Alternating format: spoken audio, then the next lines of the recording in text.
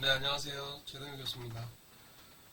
오늘이 3월 9일이다, 그죠? 예, 영상을 지금 미리 촬영을 해서 올리려고 지금 준비를 해놨는데, 대통령 선거 때문에, 뭐, 우리가 미리 약속했듯이 수업이 안 되니까, 그죠? 여러분들, 기말쯤 되면, 보강한다고 좀 많이 혼란스러워요. 근데 이제 실기 과목이다 보니까는, 아무래도 조금 여러분들 부담을 덜어드리는 게 좋다 싶어서 매번 이런 행사가 있으면 영상 강의를 올려놓고 출결을 인정하고 이렇게 하는데, 코로나가 이제 시작되고 난 뒤부터 교수님들도 그렇고 학생들도 그렇고 2년 동안 이 비대면 영상 강의를 쭉 많이 하다 보니까는 이제 좀 많이 적응이 된 것 같아요. 그래서 어떤 분들은 계속 이렇게 비대면 영상 강의 있으면 너무 좋겠다, 뭐 이렇게 얘기하는 분도 계시고, 뭐 대학생들도 어쩌보면 뭐 아르바이트 시간이 늘어나서 좋더라, 학교 안 가도 된다, 뭐 이렇게 평가하는 분도 계신데,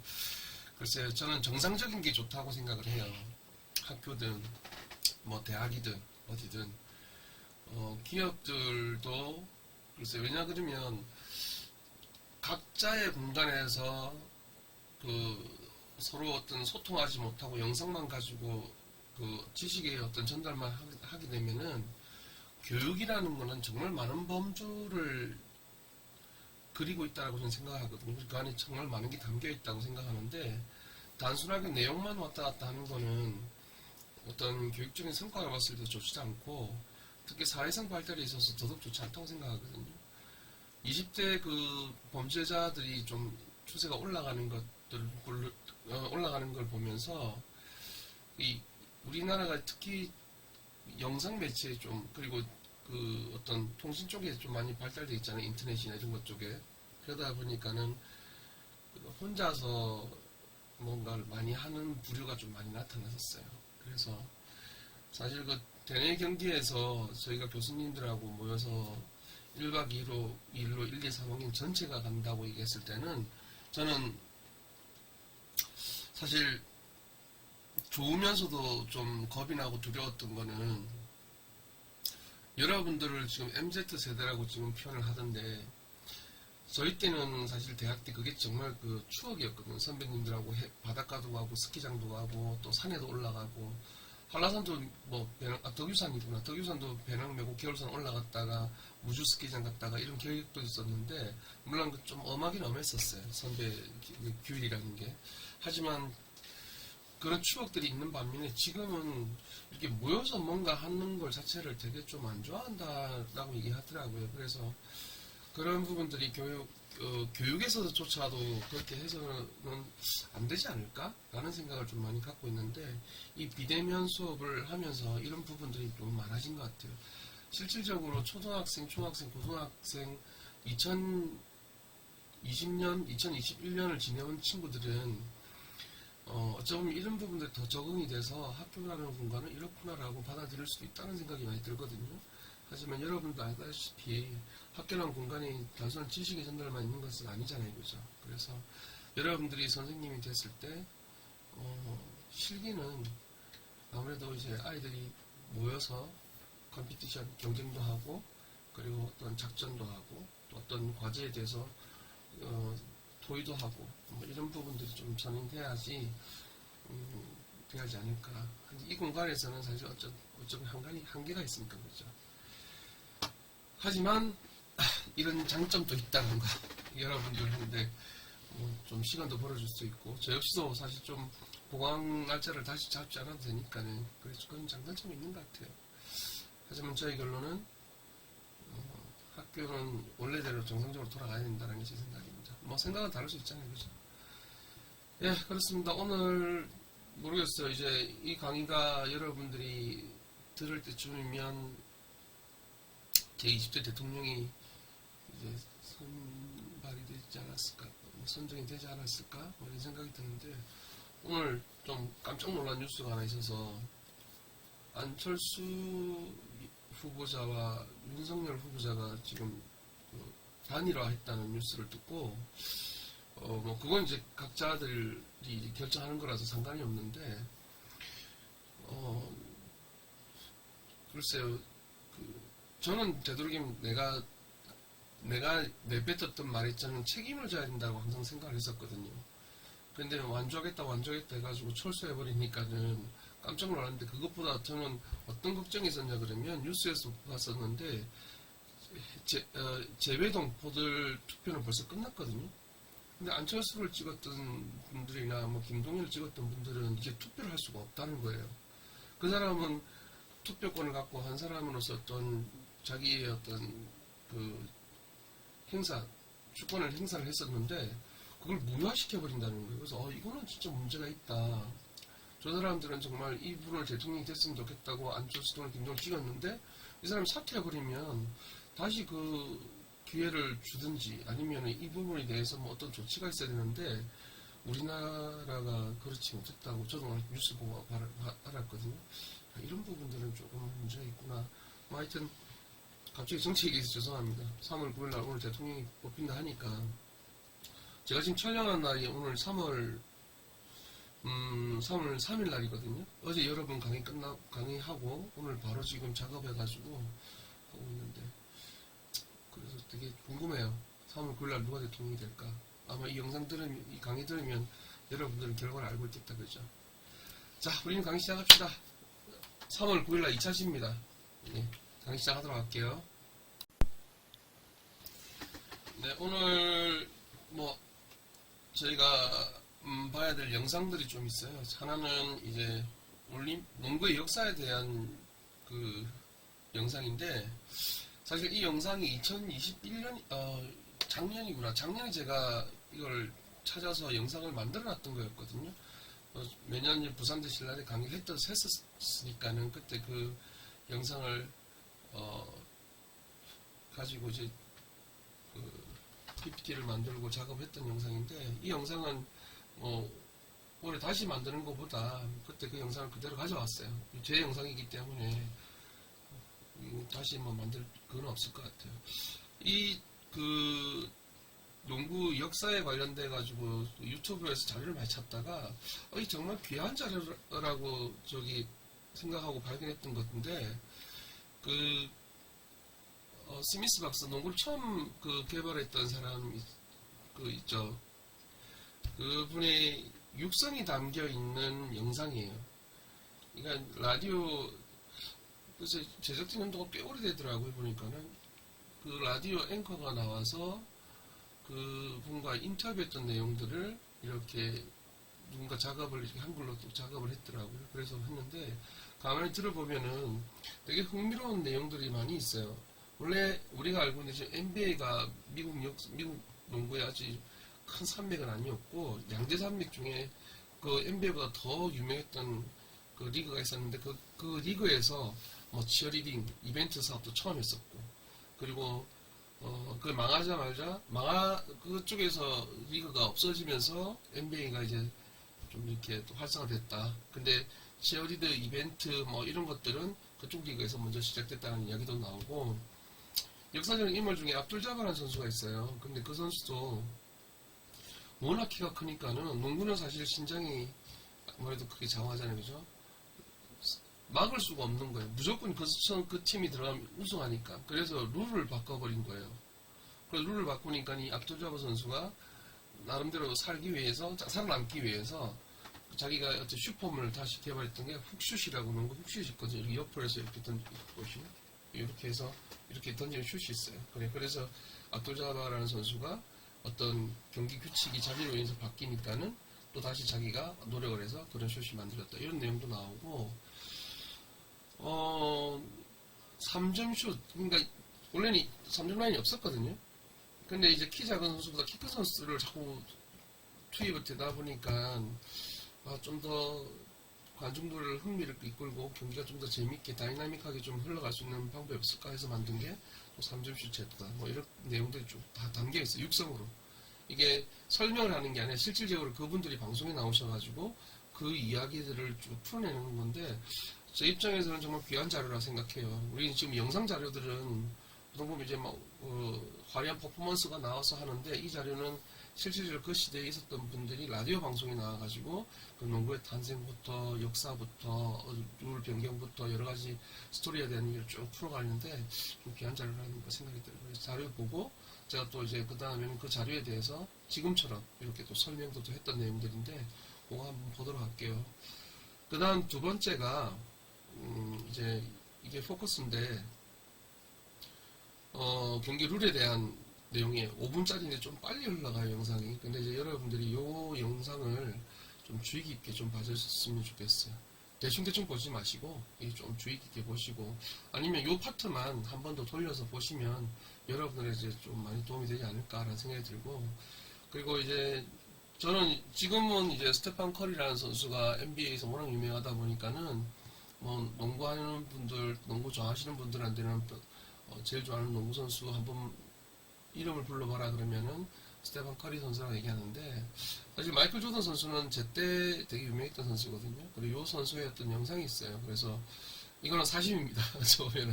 저는 이제 이 선수만큼, 저도 농구 선수 생활 한 15년 했지만은 제가 지금까지 있으면서 봤던 최고의 플레이어는 저는 아직도 한 명을 꼽으라 그러면 마이클 조던 선수 꼽거든요.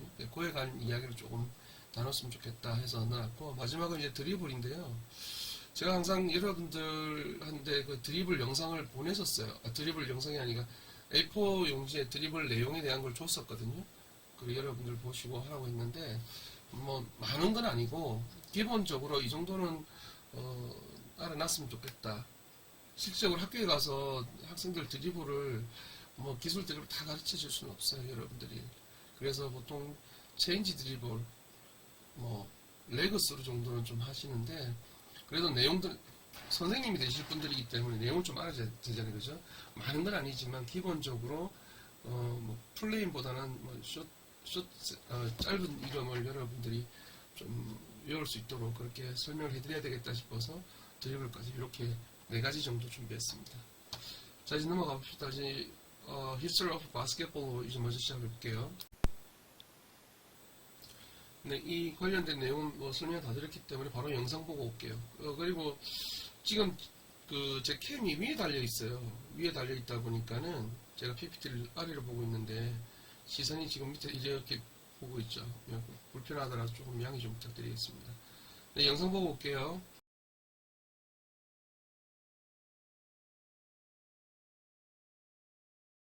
This is 99% Invisible. I'm Roman Mars. Tomorrow night, 15,000 cheering fans will pack Madison Square Garden in New York City to witness a giant basketball doubleheader. In that cheering crowd, sitting in row C, seat 11, will be a modest 77-year-old man. Those fans won't know that he made possible the game they're watching, but you're going to meet him now.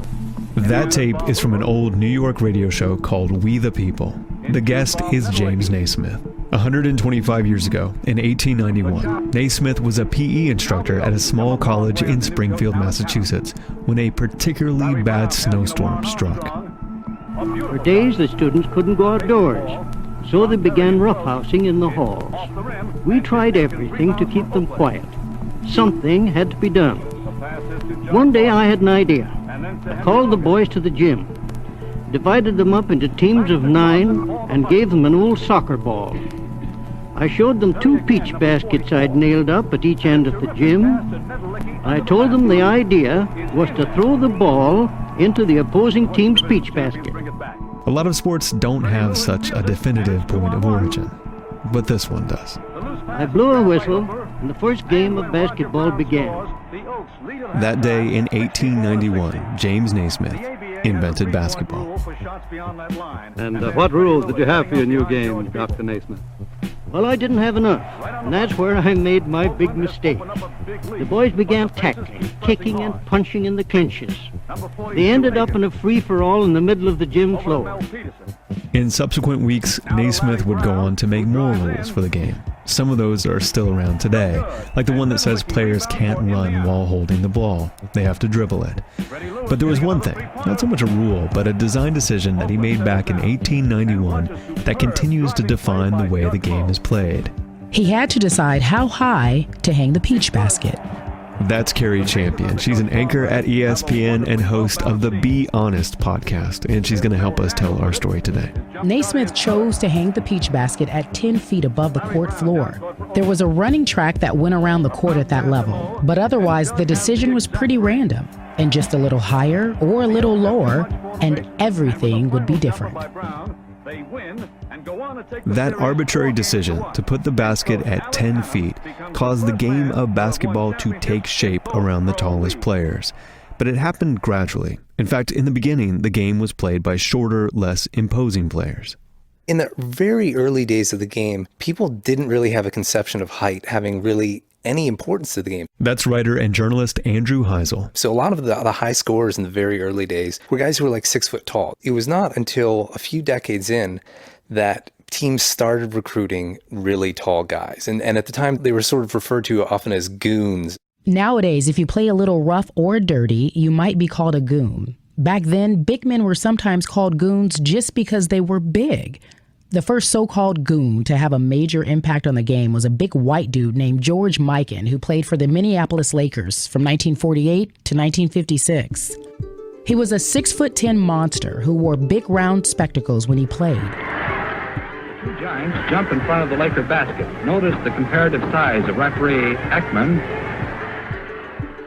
Mikan towered over his opponents and broke scoring records with his strength and accuracy.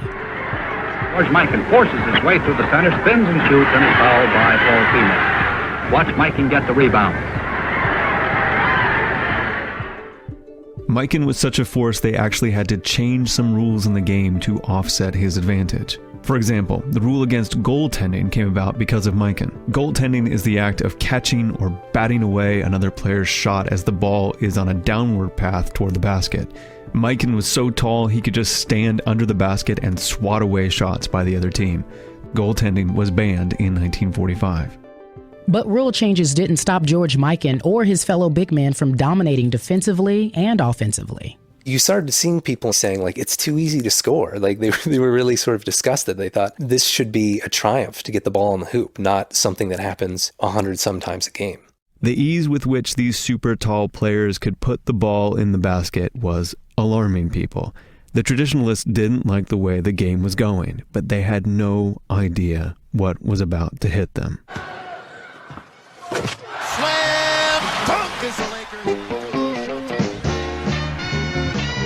The dunk, sometimes called the slam dunk. The first one in an organized game happened in 1936, but dunking didn't really get going in basketball until the 1960s. And man, the traditionalists, they hated the dunk. But not just because it was a new, unconventional way to put the ball in the basket. The dunk became political. The key year is 1966. That's Matt Andrews. My name is Matt Andrews. I teach American history at UNC Chapel Hill, and I have a particular focus on sport and society. So it was in 1966. In the NCAA championship game, Texas Western, with an all-black starting five, easily defeat Adolph Rupp's all-white University of Kentucky team. This win by Texas Western against Kentucky was a big deal in the college basketball world. Kentucky was one of the last major college teams in the country that still didn't have any black players. The coach of Kentucky was a guy named Adolph Rupp. Many viewed him as a racist. According to the sports correspondent Frank DeFord, who was in the Kentucky locker room that night, the language Rupp used against the Texas Western players sent a chill down his spine. And there was this moment, right at the beginning of the game, where Texas Western's David Lattin gets the ball and makes a move toward the hoop. The defender in front of him is Pat Riley. He'd go on to win 9 NBA titles as a player, coach, and executive, and Lattin flies over him. Riley's like 6'4", stockily built, and Lattin just rises above him and slams the ball through the hoop.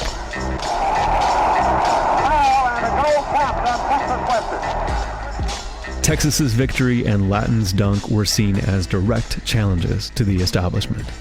After all, this was 1966. There was a lot going on in America. The Black Panthers had become a visible force. In Oakland, the Panthers had armed and organized themselves to protect their communities from brutal, racist police. And many white Americans were worried a revolution was about to take place. Black power was this new evocative phrase. so that the failure to pass a civil rights bill isn't because of black power, isn't because of the Student Nonviolent Coordinating. What's so interesting about this phrase is its lack of specificity. No one is exactly sure what black power means. Into this context comes the dunk, and the dunk seems to be black power manifest on the basketball court. The dunk is physical. The dunk is forceful. You know, when you lay the ball in, you're laying the ball in. But when you dunk, you're doing it to someone. And at a time when so many white Americans are uneasy with the specter of black violence, the dunk becomes suspect. Then to scare people like Adolph Rupp even more comes a player called Lou Alcindor. He would later change his name to Kareem Abdul-Jabbar and become one of the most exciting and famous players in the history of the game. But in 1967, he was a young man, 7 feet, 2 inches tall, and already tearing up the college game with his vicious dunks and fast movement. Alcindor surrounded by white shirts. Unstoppable. So the NCAA, that's the National Collegiate Athletic Association, made a decision. The only way to stop this guy was to get rid of the thing he did best, the slam dunk. In 1967, they banned the dunk. And for 10 years, there's no dunking in college basketball. 네, 1부가 끝났는데요. 참 귀한 자료라는 생각이 들긴 들어요, 그죠?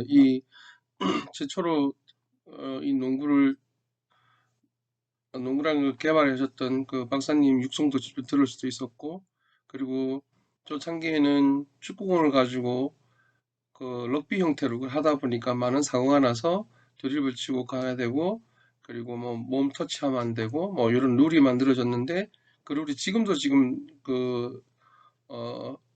현재 농구에서도 지금 사용되고 있는 룰이 있다, 그죠? 사실 저는 이제 제 입장에서는 정말 귀한 자료라는 생각이 많이 들어요. 이런 자료들을 잘 구하기 힘든데 교육용으로는 상당히 좋다 생각이 들고, 이 영상만 봐도 지금 농구가 어떻게 시작이 돼서 어떻게 흘러왔으며 그 긴 역사가 정말 함축돼 갖고 역사적으로 자꾸 고찰이 돼서 잘 안내를 하고 있는 것 같아요. 그리고 무엇보다도 재밌는 역사적 사건도 하나 있다, 그죠? 미국에서는 인종 갈등에 대한 부분이 되게 컸었는데, 농구가 결국 백인들의 전용물이었다가 흑인들의 어떤 피지컬이 너무 강하다 보니까 덩크슛 금지시킨다든지 뭐 이런 룰을 변경하고, 또 그 사람들이 농구를 통해서 자기의 어떤 백인의 우월한 모습들을 좀 뛰어넘어서 좀 많은 부분들을 좀 차지했다는, 그렇기 때문에 또다시 이게 논란이 돼서 스포츠에서 또 뭐 흑인들이 잘하는 뭐 덩크슛 이런 것들을 다 금지시키고 뭐 이런 것들이 다 이렇게 한 영상에 담겨 있는 건 참 드문데 좋은 영상인 것 같습니다. 바로 이어서 2부 또 두 번째 영상 이어서 보도록 하겠습니다. Lou Alcindor, aka Kareem Abdul-Jabbar, was not happy about this. In fact, he explicitly said that the only reason for the ban was because they were scared that black guys like him were going to take over the game, although he used much stronger words.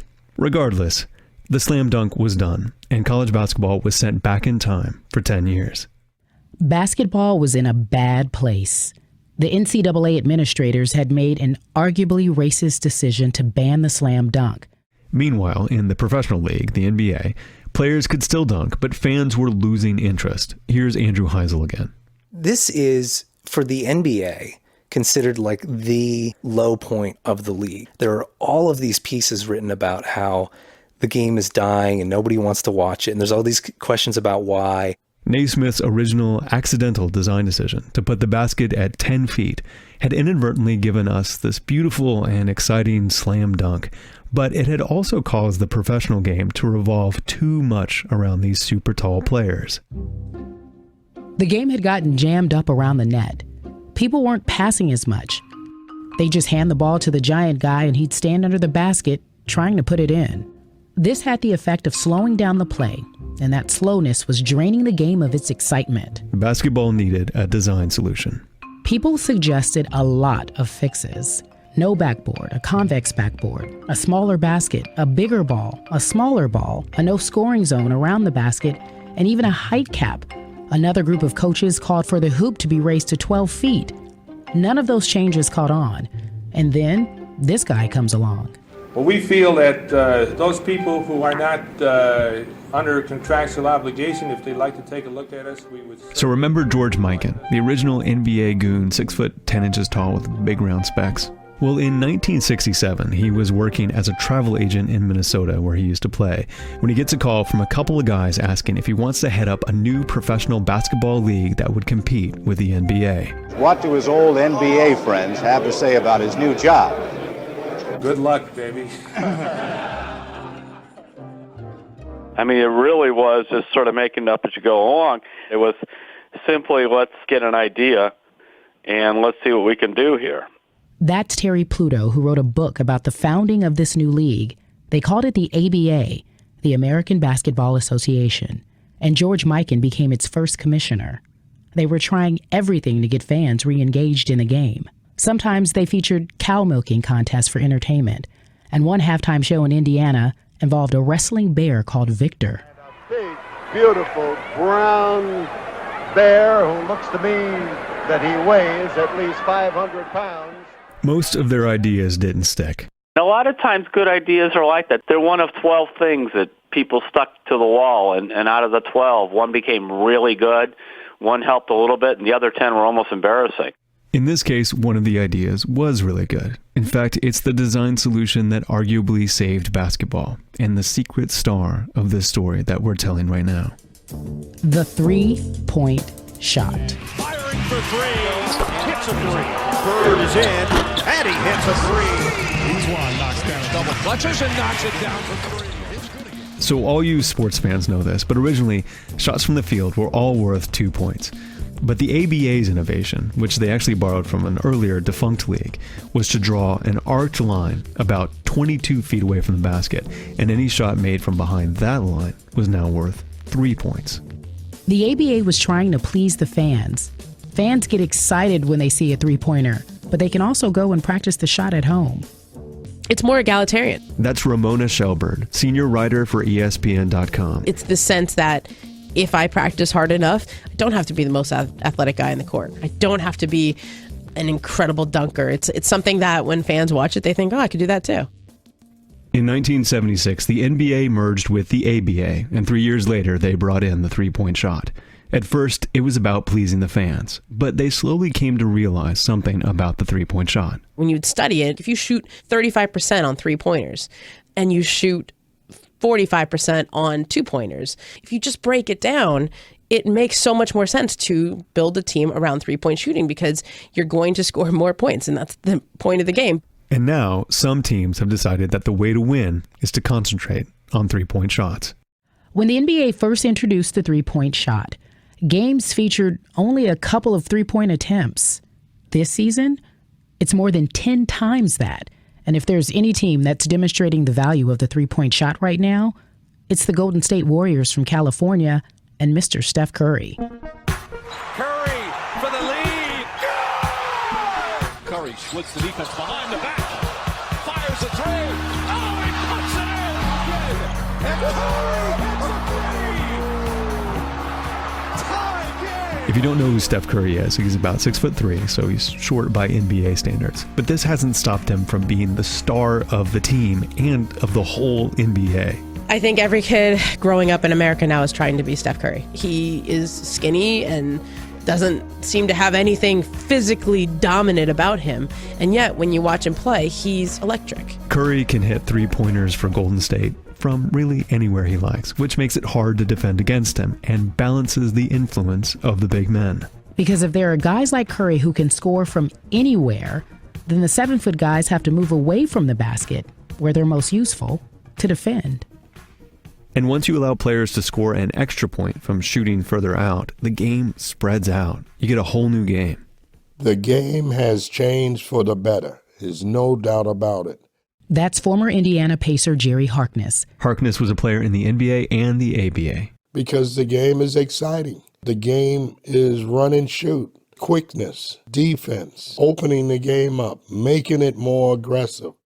But even though the three-point shot has had a balancing influence, some traditionalists still don't like it. I don't think it's basketball. I think it's like kind of like a circus sort of thing. Why don't we have a 5-point shot and a 7-point shot? Where does it stop? That sort of thing. But that's just me. That's just old school. That's San Antonio Spurs coach Greg Popovich speaking to ESPN about Steph Curry's Golden State Warriors last year. What Popovich is saying kind of echoes what people said about the dunk 50 years ago. That it's a trick, a departure from the fundamentals of basketball. And I kind of agree with Coach Pop. But even Popovich seems to think that the 3-point shot is here to stay. To a certain degree, you better embrace it. You're going to lose. And every time we've won a championship, 3-point shot was a big part of it. Instead of designing the beautiful, powerful dunk out of the game, we designed a counterbalance, the 3-point shot. And now the game is more inclusive than it's ever been. You've got these little guys that can shoot bombs from anywhere on the court, and there's still room for the big guys close in. The 3-pointer and the dunk have become the yin and yang of basketball. All of this has sort of been by accident. The 10-foot-tall basket, the dunk, the 3-point shot. But then again, the game wasn't carefully designed in the first place. Really, it came about because all James Naismith wanted was to stop some rowdy kids from getting into too much trouble. And the whole thing started with a couple of peach baskets I put up in a little gym 48 years ago. I guess it just goes to show what you can do if you have to.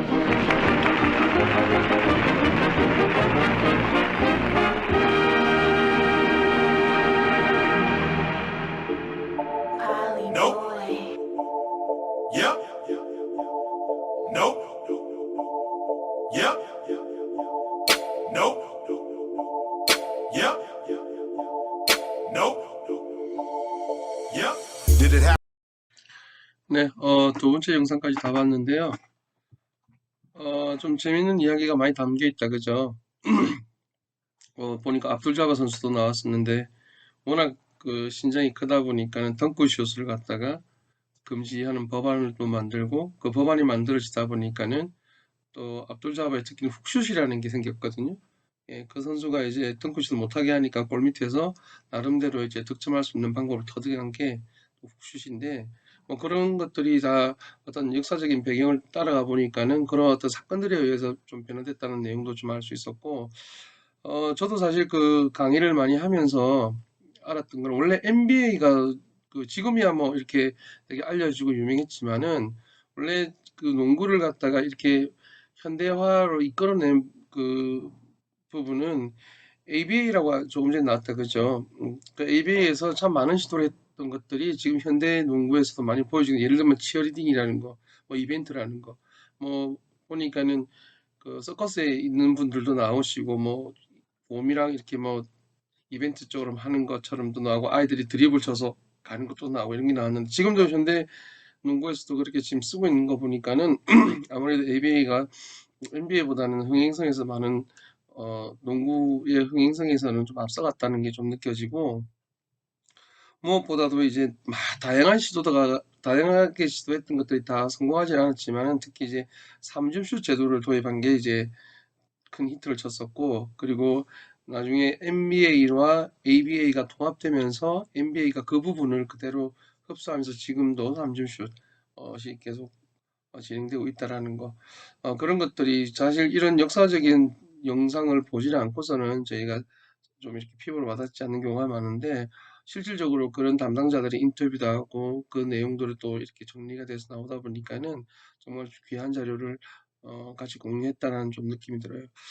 사실 그 농구가 좀 더 대중적으로 인기를 얻고 좀 더 많은 그러니까 축구나 뭐 야구보다 좀 더 올라가고 싶은 욕심은 사실 있는 것 같아요. 그래서 NBA에서 요즘 나오고 있는 말이 4점슛 도입에 대한 게 지금 계속 불거져 나오고 있어요. 이게 몇 년 전부터 계속 흘러나왔었는데, 그 ABA에서 만든 3점슛이 이제 현대에 들어와서는 4점슛까지 도입을 해야 된다라는 이야기가 논의가 되고 있는 것 같아요. 이런 활동들이 결국은 이제 좀 더 재미있는 농구, 좀 더 활성화되는 농구, 그런 위주의 좀 포커스가 많이 맞춰져 있는 것 같아요.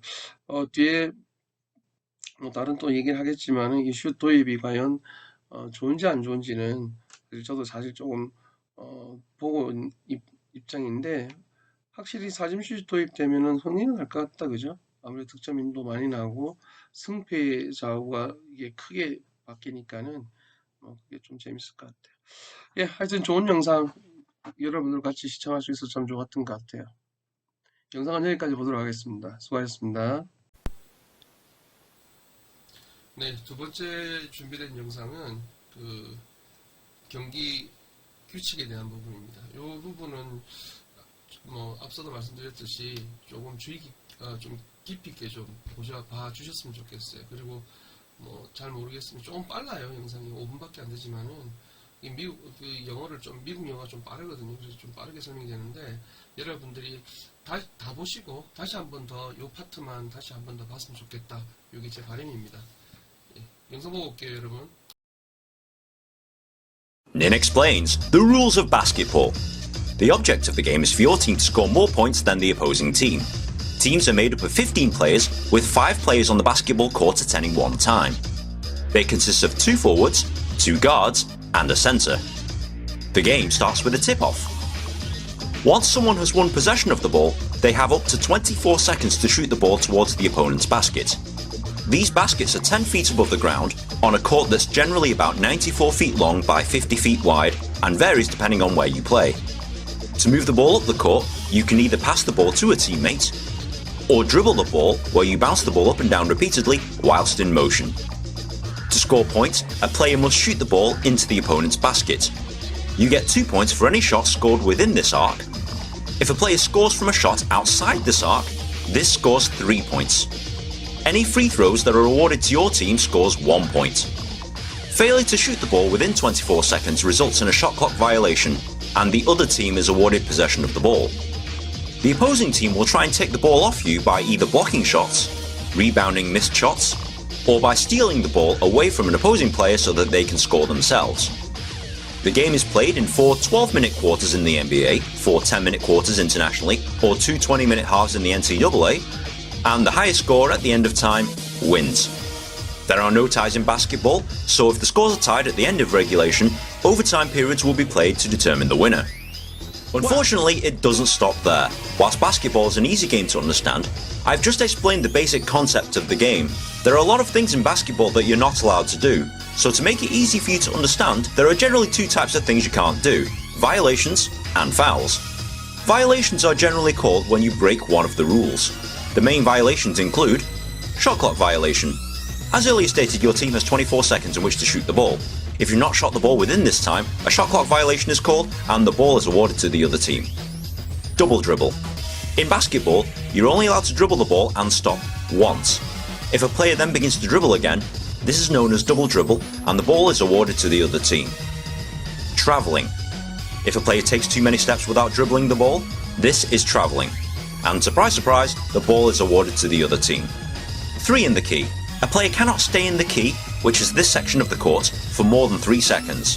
There are other violations that I've included a brief description of here, but the ones I previously mentioned are the ones you're most likely to encounter in a game. Fouls. Fouls are the most complicated thing to understand in basketball, but I'll try to explain this in the easiest way I know how. There are 3 types of fouls: personal fouls, flagrant fouls, and technical fouls. Personal fouls occur when a player commits illegal contact against another player. Imagine 2 players, an attacking player with a ball and a defending player without the ball. Now imagine 2 giant cylinders that surround them that extend from the floor to the ceiling. Neither of these 2 players is allowed to encroach in each other's cylindrical space. If an attacking player makes contact with a defender in his space, then it's called an offensive foul against the attacker. If a defender makes contact with an attacker in his space, then it's called a defensive foul against the defender. Any foul in the act of shooting results in free throws being awarded to the attacking team. 2 shots for fouls inside the arc, and 3 shots for fouls outside the arc. If the shot went in and the shooter was fouled, the points they scored count, and they are awarded 1 extra shot. Flagrant fouls. Flagrant fouls are severe fouls that occur when a player has made violent contact against another player. This always results in the other team being awarded 2 free throws. Technical foul. Technical fouls are fouls that don't fit the description of either a personal or flagrant foul. Technical fouls can be awarded for fighting, unsportsmanlike conduct, or abuse from players and coaches against referees. 2 technical fouls equals an automatic ejection from the game. Any team that commits 5 or more fouls in any quarter will have 3 throws awarded against them per subsequent foul. And any one player who has racked up 5 fouls internationally, or 6 fouls in the NBA, is fouled out, and can no longer participate in the rest of the game. 네, 세 번째 이제 마이클 조던 선수에 관련된 영상인데, 이 마이클 조던 선수는 그 좀 유명한 일화가 있어요.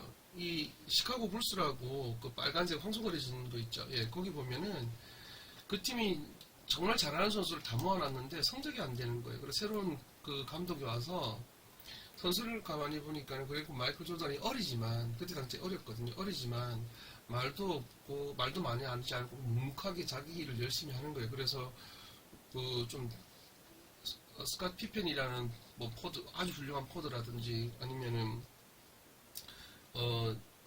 데니스 로드맨이라고 여러분들 아시는지 모르겠다. 그 김정은이가 그 평양에 초대해가지고 되게 유명한 농선수 하나 있거든요. 코트 약동이라 그래서 막 싸움 기질 있는 그런 사람들이 당시에 거기 같이 있었어요. 그러더니 경기가 되겠습니까? 안 되죠. 서로 막 으르렁거리고 막 싸우고 이랬단 말이에요. 그래서 감독이 한날은 다 모아놓고 우리 팀의 주장은 마이클 조던이다라고 했어요. 그래서 다들 놀랐는데, 그래서 마이클 조던도 좀 심리적인 부담이 많이 컸다 그래요. 그런데 마이클 조던이 주장이 되고 제일 먼저 한 게 선수들 전부 자기 집에 초대를 했다 그러더라고요. 초대를 해서 파티를 열어가지고 뭐 맛있는 것도 먹고, 그리고 이야기도 나누면서, 그때 처음으로 선수들끼리 가족 이야기도 오고 가고 자녀 이야기도 오고 가고, 그러면서 이제 개인사에 대한 이야기를 계속 서로 주고받았다 그래요. 그리고 이제 마이클 조던이 또 이런 그 파티를 몇 번씩 열어주고, 그리고 또 선물도 좀 주고 뭐 이랬는가 봐요. 근데 어떤 변화가 있었냐 그러면, 경기장에 들어갔을 때 그 마이클 조던이 주장이 되고 그런 파티를 열기 이전에는 그냥 개인 플레이인 거예요. 혼자 치고 와서 뭐 혼자 플레이하고, 저쪽이 찬스가 공을 안 줬던 거예요. 서로에 대한 믿음이 없었으니까. 근데 주장이 되고 파티하고 그 다음에 서로의 어떤 소통 이후에는 볼이 돌아가기 시작한 게 경기장에서. 그러면서 시카고 불스가 매번 나가는 경기마다 계속 연승이 돼요. 그게 이제 큰 변화에서 결국은 뭐 1등까지도 하고 그런 스토리가 있었어요. 그리고 마이클 조던 선수가 이제 은퇴할 때 제일 발벗고 달려와서 말렸던 쪽이 코카콜라, 나이키 쪽이라고 제가 들었거든요. 그만큼 이제 마이클 조던 선수의 어떤 영향력이 얼마나 컸는지, 예, 그렇습니다. 하여튼 저는 이 선수를 아주 높이 평가하는 거는 조금 전에 얘기했던 그런 부분들, 우리 팀에 무엇이 문제인지를 잘 파악하고 있는 거예요. 우리가 이렇게 쉽게 넘어갈 팀이 아니라, 질 팀이 아닌데 우리 팀이 이런 문제가 있기 때문에 이걸 해결하기 위해서는 이렇게 해야 된다라는 걸 너무 잘 알고 있는 거예요. 실질적 경기에서도 그렇게 많이 나와요. 마이클 조던 선수가 뭐 다득점을 하고 이런 것도 있지만은 팀을 승리로 이끌 수 있는 그 요인들을 정확하게 캐치를 잘해요. 그래가지고 가드도 받다가 포드도 받다가 팀 주장하면서도 팀을 갖다가 이렇게 위기에서 끌어당기기도 하고, 또 뭐 아주 위험하다니까 뭐 지고 있는 상황이라든지 꼭 이겨야 되는 경기를, 이럴 때는 자기 스스로가 나서가지고 그걸 해결해요. 해결사처럼.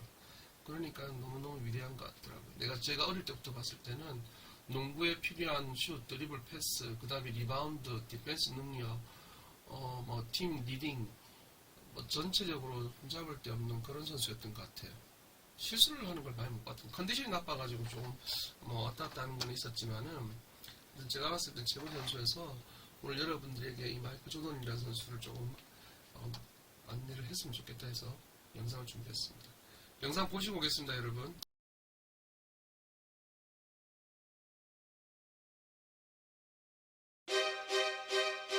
Yo, Pan, you ready? Yeah. Man, let's lock and load. Yeah. Just Blaze. Yeah. No, turn me up. Hey. I think we got one. Yeah. Here we go. Tell me, what do you see when you're looking at me? Whoa, whoa, whoa. On a mission to be what I'm destined to be. Whoa, whoa, hey, whoa. I done been through the pain and the sorrow, the struggle is nothing but love. Nothing but love. I'm a soldier, a rider, a ghetto survivor, and all the above. Hey. All the above. All the above. All the above. Whoa, whoa.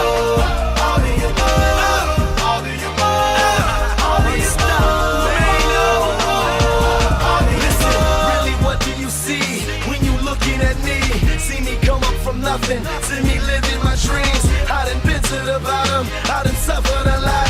I deserve to be rich, headed straight to the top. Look how I ride for the block, look how I rap for the hood. I get nothing but love now when I come through the hood. Getting this fortune and fame, money make all of us change. The new Benz is all white, call it John McCain. How the hell could you stop me? Why in the world would you try? I go hard forever, that's just how I'm designed. That's just how I was built.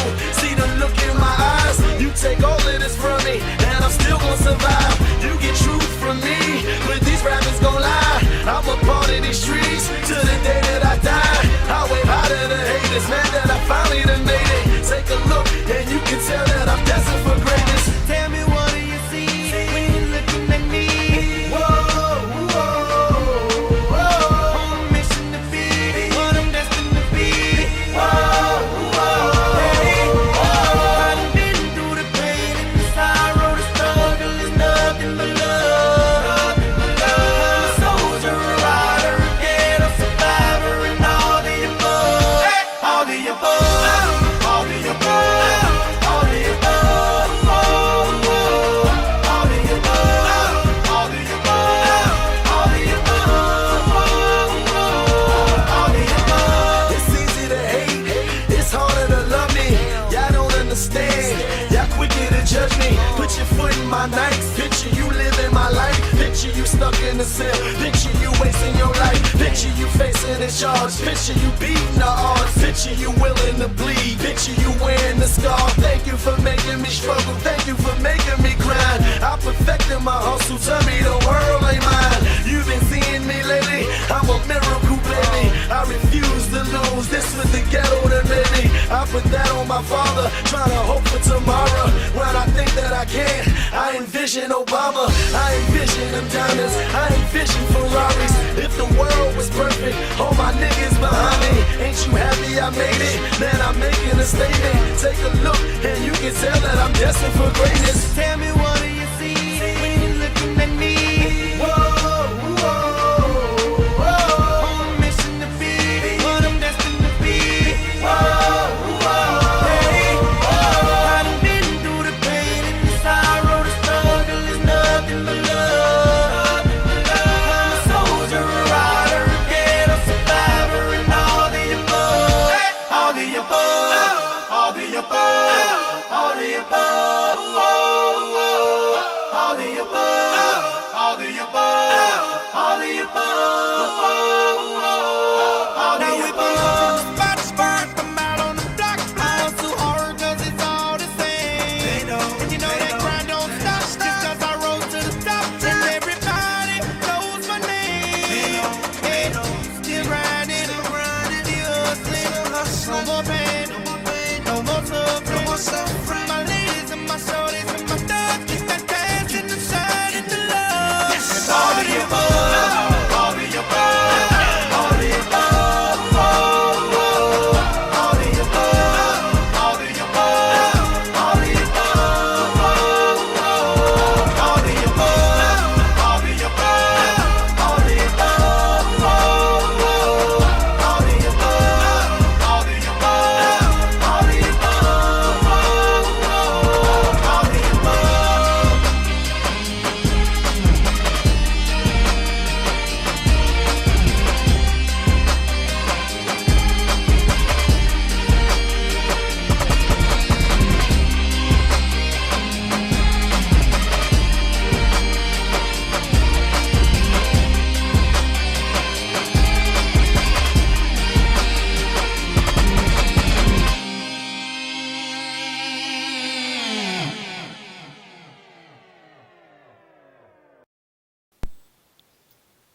네, 이제 마지막 드리블 종류네요. 드리블 종류 한번 살펴볼게요. 드리블은요, 크게 여러분들 스피드 드리블, 그러니까 일자로 빠르게 달려가는 드리블, 그렇게 생각하시면 되고, 그 다음에 컨트롤 드리블이 바로 이제 기능 드리블인데, 뭐 스피드 드리블 그러면은 뭐 속공 드리블, 그죠? 그냥 쭉 치고 가는 거예요, 빠르게. 그게 이제 스피드 드리블이다 라고만 생각. 그 외의 모든 드리블은 컨트롤 드리블, 볼을 다룰 수 있는 드리블, 그게 바로 기능 드리블인데, 용어가 좀 어렵다 그죠. 하이로우 드리블. 이거는 뭐 높게 쳤다가 낮게 쳤다가 뭐 이런 드리블인데 실질적으로 하이로우 드리블 뭐 이렇게 표현하지는 않아요. 그냥 이런 게 있다라고 마시고 제일 많이 하는 게 이제 크로스오버 드리블인데 이걸 우리나라에서는 크로스오버 드리블이라고 요즘은 이제 이렇게 표현하는데 저 때만 해도 저를 지도하셨던 지도자 선생님들께 체인지 드리블이라고 많이 했었어요. 근데 실질적으로 옛날에도 체인지 드리블이라고 부르긴 불렀거든요. 근데 요즘은 크로스오버 드리블이라고 그러는데 많이 쓰는 용어는 체인지 드리블. 지금 농구하시는 분들도 체인지 드리블이라고 많이 사용을 하고 계세요. 그래서 여러분들이 체인지 드리블이 크로스오버 드리블이다. 이 정도만 아시면 돼요. 그리고 가장 많이 쓰는 드리블이 체인지 드리블. 실질적으로 여러분들이 학교에 가서 학생들을 지도할 때도 가장 많이 할 게 아마 체인지 드리블이고 임용에서도 지금 그 콘을 지그재그로 놓고 방향 바꿀 때도 체인지 드리블만 가지고 방향을 전환하는 그런 평가를 하고 있거든요. 그래서 여러분들이 많이 지도하고 많이 배워야 될 드리블 체인지 드리블이다. 그 정도 하시면 될 것 같아요. 그 다음에 레거스루는 뭐 다리 사이로 요 지도하는 방법 쉽게 배우는 방법에 있어서 그거는 처음에 그 드리블 할 때 제가 지도해 드릴게요. 이거 레거스루 가랭이 사이로 다리 사이로 통과하는 드리블 그죠? 이 모든 드리블이 다 방향을 바꾸는 거예요. 컨트롤 드리블은 손을 바꾸면서 방향이 바뀐다라고 생각하시면 돼요. 그게 이제 디렉션이란 말이 있거든요. 방향을 바꾼다. 예, 그게 컨트롤 드리블이다. 이렇게 좀 생각해 주셨으면 좋겠고, 그 다음에 그 리버스 턴 드리블 하는데 저는 그냥 턴 드리블, 피벗 드리블 이렇게 배웠거든요. 그래서 그냥 보통 여러분 턴 드리블, 여러분 뭐 피벗 드리블 이 얘기가 바로 리버스 턴 드리블이라고 좀 인지해 주셨으면 좋겠고, 요거는 사실 동작을 이제 뭐 관심 있으신 분들은 유튜브나 네이버 가서 요 용어만 집은 농구의 뭐 백 드리블, 턴 드리블 하는 방법 이런 영상이 다 올라와 있어요. 그렇게 보시면 되고, 티칭법은 얘기했듯이 좀 달라요. 제가 여러분들한테 지도하는 티칭법은 저만 티칭법이 있어서 그거는 이제 저희 다음 강의 때 안내하도록 하겠습니다. 그 다음 백 드리블. 원래는 비하인드 백 드리블인데 그냥 백 드리블 이렇게 설명하거든요. 그리고 드래그 드리블, 사실 이건 저도 잘 모르겠어요. 드래그 드리블은 헤지테이션 드리블, 뭐 어떤 드리블인지 느낌은 있는데 저희가 뭐 드래그 드리블, 헤지테이션 드리블 이런 것들은 사실 잘 하질 않고 기본적으로 체인지, 스피드 드리블, 체인지 드리블, 레거스루, 턴, 백 뭐 이렇게 5가지 정도는 우리가 조금 배워야 될 것 같아요. 그냥 어떤 거다라는 정도만 기억하시고, 저희가 강의 때 배울 거는 스피드 드리블, 그 다음에 체인지 드리블, 피벗 드리블, 백 드리블, 레거스루 요 5가지 요 정도만 알고 계시면 좋을 것 같아요. 네, 오늘 강의 여기까지입니다. 3월 9일이다 그죠? 3월 9일 우리가 2주차하고 분명히 얘기하지만 2주차에서 핵심은 경기 룰이에요.